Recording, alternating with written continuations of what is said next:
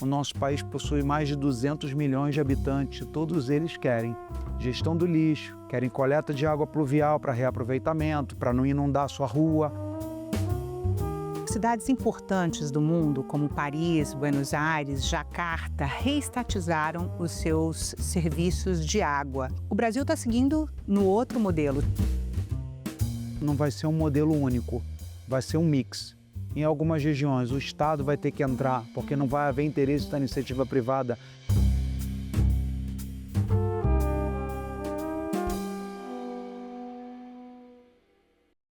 Seja bem-vindo, senador Jorge Seife. Muito obrigada pela presença. Senador, o senhor propôs na Comissão de Desenvolvimento Regional o acompanhamento da política pública de saneamento básico no Brasil. O que motivou o senhor a propor essa política pública para ser acompanhada pela comissão este ano? Obrigado pelo convite. Me sinto muito honrado mais uma vez participar do programa.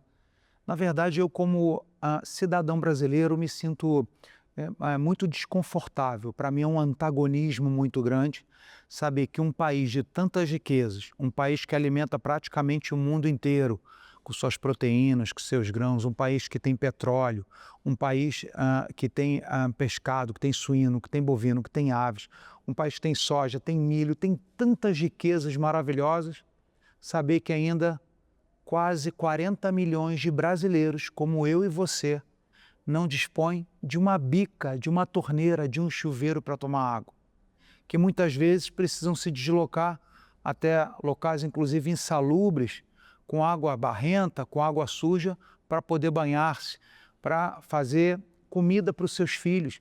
Então, assim, é impensável que uma nação tão maravilhosa, tão rica como a nossa, tem ainda esse problema tão basilar, né? Um problema de infraestrutura, um problema, acima de tudo, de saúde e de dignidade. E hoje, como senador, recebendo, por exemplo, autoridades, especialmente prefeitos de Santa Catarina, eu ouvia, já desde o meu primeiro ano de mandato, 2023, a preocupação desses gestores públicos em resolver o problema de saneamento, que com a aprovação do marco do saneamento em 2020, eles a partir daí começou a contagem regressiva até 2033, que é o prazo final. E aqueles que passarem pela administração pública, especialmente prefeitos e governadores, e não executarem esse plano, podem responder com o seu patrimônio pessoal, podem responder com o seu CPF, e é uma responsabilidade muito grande. No entanto, nós temos problemas a resolver. E que problemas são esses? Será que só os prefeitos têm razão? Como é que está o governo federal? Como é que estão os órgãos de regulação? Como é que estão os entes privados? Enfim, como é que está a legislação ambiental? E por que algumas prefeituras conseguem e outras não? Perfeito. Qual o modelo ideal? Se é o modelo público, um modelo privado, um modelo misto? O que faz com as casas de interior que realmente não tem viabilidade econômica para se colocar rede, né? E existe uma máxima, Renata, lá atrás, e eu me lembro desde garoto ouvindo, né, políticos falando nas internas, dizendo, olha, obra boa é aquela que nós vemos. Esse negócio de obra de enterrada, esgoto, captação de água, isso não dá voto. O que dá voto é praça pública, é anfiteatro, parques. E realmente essa cultura acabou se perpetuando na política nacional e hoje nós temos quase 40 milhões de brasileiros, como eu e você, que não tem água na torneira. Isso sem falar dos 90 milhões sem esgoto. Ainda, aí nós estamos falando de dois problemas. Quando se fala de esgoto, nós temos dois outros grandes problemas. A cada R$1 investido em esgoto, economiza-se R$5 na saúde. São 5 para 1.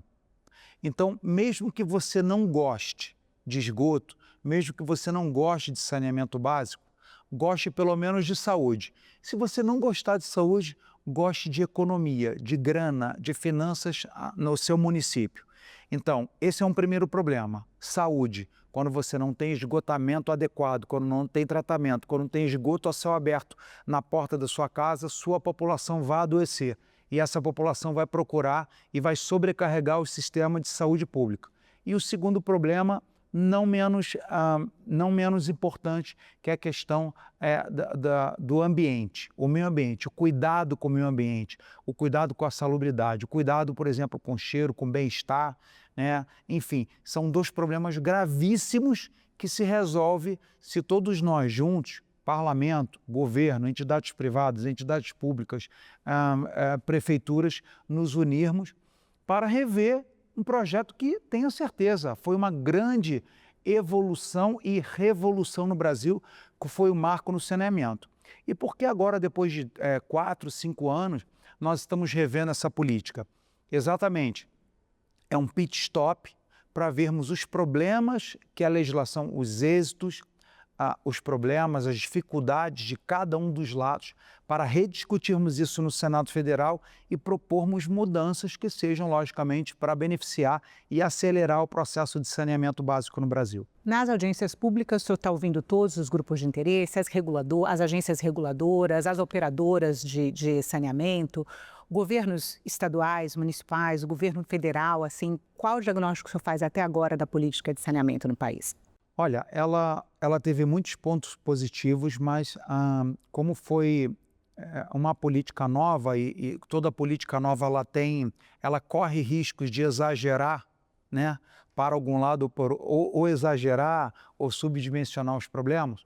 Então, quando nós estamos ouvindo todos esses atores que você falou, governos estaduais, governo federal, ministérios, prefeituras, entidades privadas, entidades públicas, órgãos de regulação, estamos ouvindo absolutamente todos. E eu posso citar aqui algumas questões que são suscitadas, as mais suscitadas. Primeiro, licenciamento ambiental por parte de prefeituras, quando são autarquias de água e esgoto dos municípios, eles têm problemas ambientais, dificuldade de obter licenças ambientais, assim como os órgãos, como as entidades privadas, aquelas que ganharam concessão ou que participaram de privatização. Então, hoje, uma grande crítica dessa grande massa é realmente licenciamento ambiental. São muito lentos, né, os nossos órgãos de regulação, e não é uma crítica aqui ao governo federal, mas a todos os governos e aos próprios órgãos, eles são deveras cautelosos e lentos na concessão dessas licenças ambientais. Uma segunda questão. As prefeituras, a grande maioria, nós temos mais de 5.000 prefeituras no Brasil, a grande maioria não tem preparo, não tem servidores nem funcionários capacitados para fazer estudos de viabilidade técnica, não tem capacidade de planejar, não tem capacidade de fazer estratégia, não sabe nem por onde começar. Então, o segundo ponto, um segundo problema, especialmente nos municípios pequenos, é realmente falta de capacidade técnica para estruturar o projeto de saneamento do seu município ou mesmo do seu estado. Outra questão também muito suscitada é a questão de financiamento. As linhas de financiamento disponíveis muitas vezes ou são caras ou são inacessíveis por esses entes privados ou públicos. Nós estamos falando hoje de um Brasil onde a taxa Selic está 15% ao ano. Então precisa muito de BNDES, de FGTS, de letras de câmbio para patrocinar, para financiar essas obras. E quando esses entes, independentes se forem públicos ou privados, buscam essas linhas de financiamento, encontram uma burocracia sem fim ou exigências que muitas vezes extrapolam, exageram e são subjetivas para que eles cumpram. Então, eu posso te resumir os principais problemas hoje, né, de todos esses entes: financiamento, gestão, né, pessoas capacitadas para planejar e licenciamento ambiental. Mas uma chave não deixa de ser essa questão da falta de capacidade técnica, né, senador? Porque um estudo de viabilidade que não é bem feito, ele atrasa um licenciamento e inviabiliza o financiamento também, né? Perfeito. Uma das nossas previsões, né, das nossas sugestões nesse relatório final, que deve ser apresentado até dezembro, é realmente dando alternativas, por exemplo, para o governo federal, para os ministérios serem o grande cérebro por trás disso, trazendo... Porque, veja, para me fazer mais claro, a questão da legislação, a questão da regulação, ela está dividida em diversos ministérios. Vou te dar um exemplo. O IBAMA, a parte ambiental, a Agência Nacional de Águas e Regulações Gerais. Aí, para isso, precisa também do BNDES. Aí precisa também do Ministério das Cidades. A outra parte precisa do Ministério de Desenvolvimento Regional. Então, nós temos múltiplos atores no governo federal para falar sobre o mesmo tema. Quem sabe unir isso tudo num só centro para dar uma assistência a esses pequenos municípios. Nós não queremos só água, esgoto, coleta de água, né? Coleta pluvial e administração de resíduos sólidos nas grandes cidades.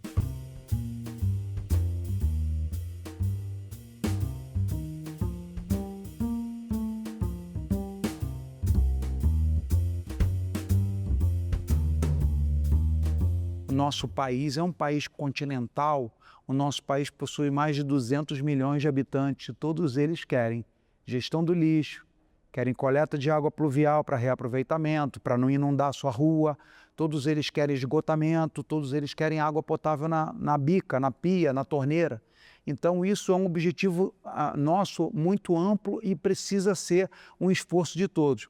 Por isso que nessas nossas 4 audiências, e hoje, por coincidência, no dia da entrevista, nós fizemos a 4ª e última, falamos sobre gestão, falamos sobre concessão, falamos sobre execução, falamos sobre regulação nessas 4 audiências e agora já fizemos uma diligência no estado de Santa Catarina, meu estado, e ainda temos mais 2 diligências por fazer. Uma no Rio de Janeiro, que é um grande case de sucesso, a SEDAI, que antes era uma empresa pública, foi a primeira a ser concessionada. Então já tem 4 anos de concessão, está dando super certo. Hoje, inclusive, nós recebemos um desses representantes mostrando, por exemplo, praias que eram apelidadas de brejo, hoje são apelidadas de Caribe. Parece, a Praia do Flamengo, a Praia do Flamengo. Parece um exagero, mas o nível da qualidade de água melhorou tanto ao ponto de animais sensíveis à poluição, como tartaruga, como polvo e como o próprio cavalo marinho, voltaram a habitar essas praias e a Baía de Guanabara. O que era impensável, se nós falarmos isso há 5, 6 anos atrás, era algo utópico, era algo impensável. E se nós olharmos, por exemplo, Renata, lá para a Europa, o Siena também era um esgoto a céu aberto e hoje as pessoas fazem até campeonato lá de natação, tem mergulho contemplativo para ver a natureza, ou seja, mudou completamente com políticas públicas adequadas. Recebemos também hoje a Sabesp e a Sabesp também tem grandes resultados já para entregar. Que é a Companhia de São Paulo, né? Companhia de São Paulo. E eles falam sobre o Rio Pinheiros, que ele já foi descontaminado, essa terminologia que eles usam, e o Rio Tietê ainda é um sonho, mas ele já está num processo também de despoluição e de melhoria da qualidade de água, para nós sonharmos também, assim como a Praia do Flamengo lá atrás. Era utópico imaginar as pessoas se banhando e a natureza retornando, vermos vida, né? E quem sabe até passeios turísticos no Rio Pinheiros e São Paulo e no Rio Tietê, com tartaruga, com pescado e com beleza, com transparência na água. É um sonho, mas é possível de ser alcançado através da universalização de água e esgoto. Queria só fazer uma observação de um comentário que o representante da Agência Reguladora do Rio fez na comissão, que hoje, no último ano, a Praia do Flamengo teve mais dias de balneabilidade do que o Leblon. Impensável há pouco tempo atrás, e se nós contássemos isso há 5 anos atrás, seria motivo de riso, de piada, mas é real e verdadeiro quando se tem a política realmente implementada. Por isso que eu reforço, o novo marco do saneamento básico foi realmente um grande resultado para o Brasil. Nós precisávamos discutir sobre saneamento básico no Brasil e agora vejo que aqui, através da Comissão de Desenvolvimento Regional e Turismo, dessa nossa avaliação da política pública de saneamento básico, nós temos alguns ajustes finos e com a união de todos esses atores, com essas audiências públicas e com essas diligências, nós vamos entregar ao Brasil, aos ministérios e a todas essas entidades, colaborações múltiplas de governo, de prefeitura, de órgãos de regulação, de entes privados, de entes públicos, para fazermos uma sintonia fina para, quem sabe, conseguir ainda melhorar o que já está dando um grande resultado para o Brasil. Senador, o senhor falou do licenciamento, falou da falta de capacitação nos pequenos municípios, falou da necessidade de financiamento para o setor, né?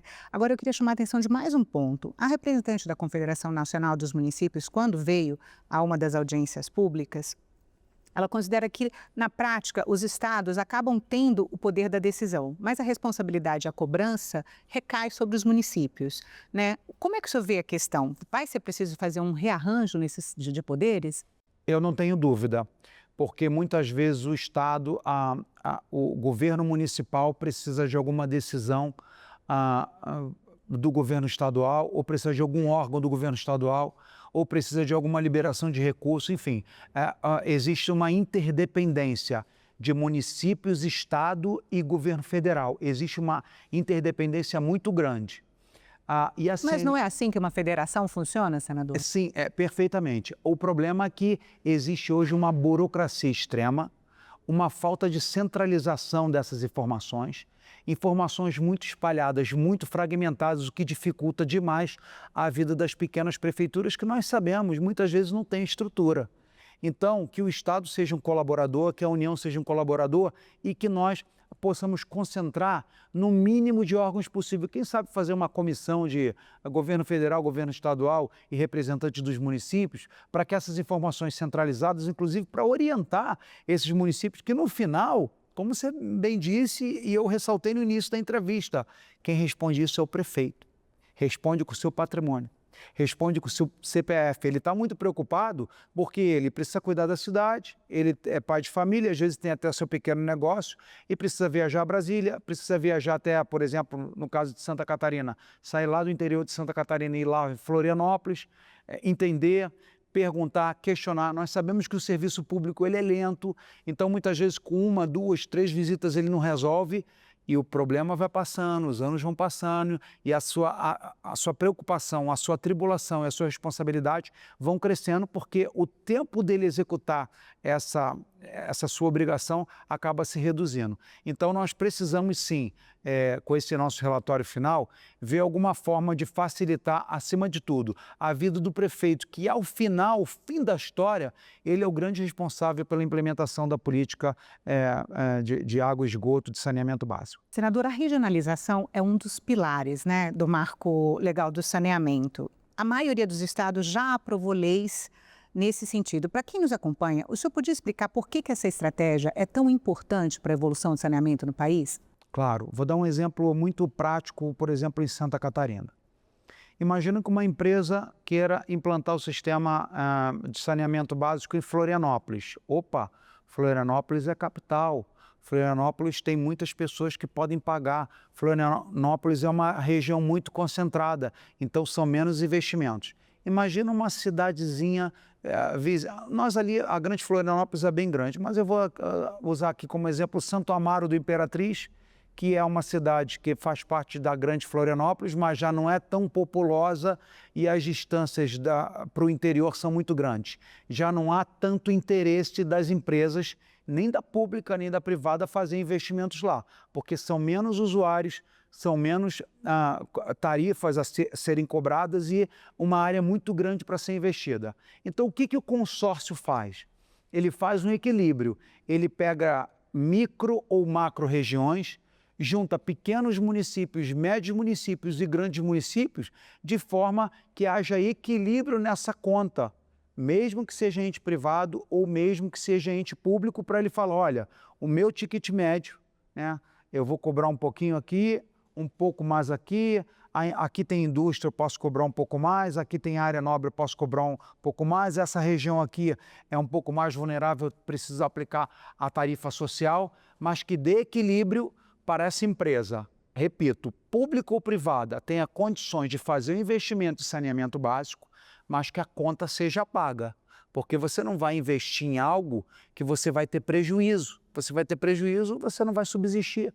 Então, quando se fala em regionalização, nós falamos também em consórcios, é unir regiões de diferentes tamanhos, interesses econômicos e densidade populacional para fazer uma conta que feche para todos, para a população ter saneamento básico e para as empresas terem aporte suficiente, capacidade econômica e financeira de implementar as políticas de saneamento básico. E o que o senhor está vendo como resultado desse processo? Olha, os pequenos municípios que não são rentáveis estão sendo beneficiados? Então, essa é uma discussão que nós estamos avançando justamente para promover e incentivar a regionalização. Ver realmente as cidades que estão com mais problemas, ainda que sejam regionalizações ou consórcios maiores. Esse é o nosso grande desafio. Além dos desafios que eles estão nos propondo, a questão ambiental, a questão do financiamento, essa também é uma outra, e a questão do prazo, essa questão da regionalização ou consórcio realmente é um próximo passo que nós, nesse relatório, nós precisaremos abordar com muita seriedade e com proposições definitivas para os pequenos municípios. Porque lembrando que existem vários pequenos municípios muito distantes das grandes metrópoles, e que muitas vezes, mesmo juntando 10 municípios, ali não dá nem 10 mil pessoas, e são áreas muitas vezes rurais.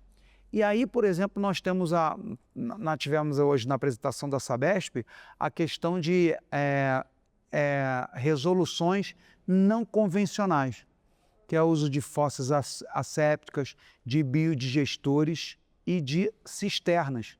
Então, há regiões que não vai haver compensação financeira, não vai haver pessoas suficientes para fazer o encanamento, então nós teremos que ter soluções alternativas para que o esgoto daquela região seja tratado, que aquelas pessoas tenham água, tenham dignidade e que haja tratamento no esgoto para não, por exemplo, não poluir os nossos rios ou mesmo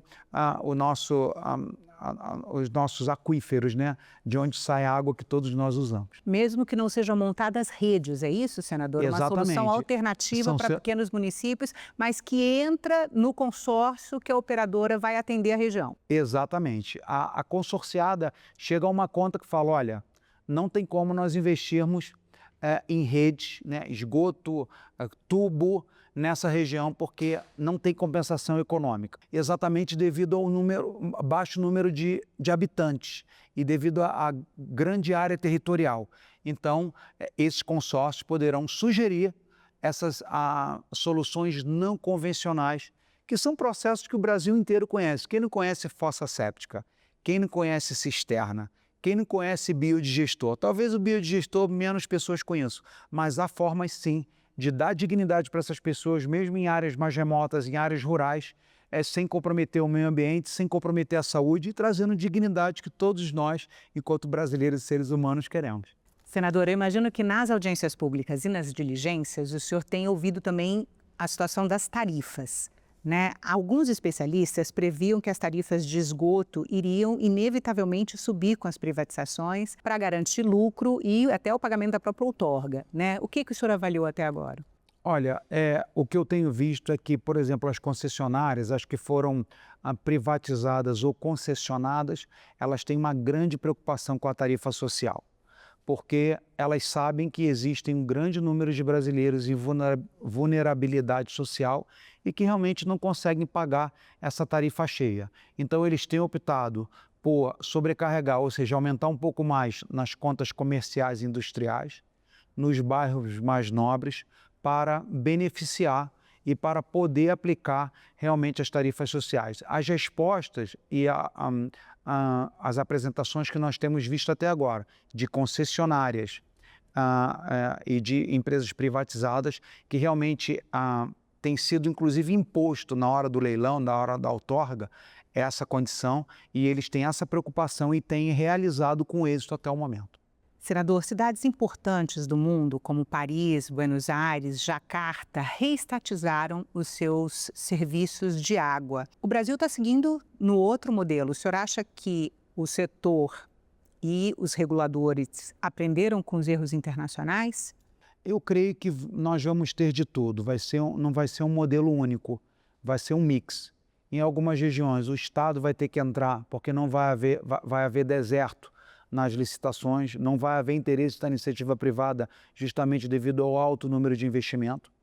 E vão ter regiões que a iniciativa privada vai fazer um grande trabalho, que é o exemplo lá do Rio de Janeiro e de São Paulo que nós recebemos hoje. Por exemplo, até Manaus, né, já está tendo interesse privado, o interior do Pará está havendo interesse privado.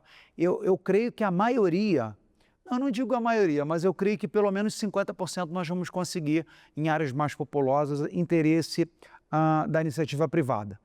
Sem esquecer que a questão da regionalização e dos consórcios pode nos dar um número exitoso de mais de iniciativa privada. Inclusive, todas essas empresas que têm participado de audiências públicas conosco têm dito que pessoas do mercado financeiro e outros países têm se interessado pela questão do saneamento básico no Brasil, mostrando que é um mercado em expansão, em ascensão, e existe sim interesse econômico porque dá retorno. Dá retorno porque nós não estamos falando somente de água e esgoto, né? De novo, são 4 pilares: captação pluvial, resíduos sólidos, nós estamos falando de lixo, nós estamos falando de água tratada para a população e estamos falando de esgoto tratado para a população. Então, são 4 segmentos que fazem, quando a gente fala saneamento básico, nós estamos falando desses 4 itens. Então, existem já empresas privadas, mercado financeiro, inclusive outros países que querem investir. Então, eu creio que o modelo de privatização ou de concessão brasileiro tem dado certo e vai melhorar ainda mais com as proposições que nós fizermos na Comissão de Desenvolvimento Regional e Turismo. Senador, muito obrigada pela entrevista. Muito obrigado pela oportunidade, fico feliz em falar de um tema tão importante para a sociedade brasileira. Muito obrigado.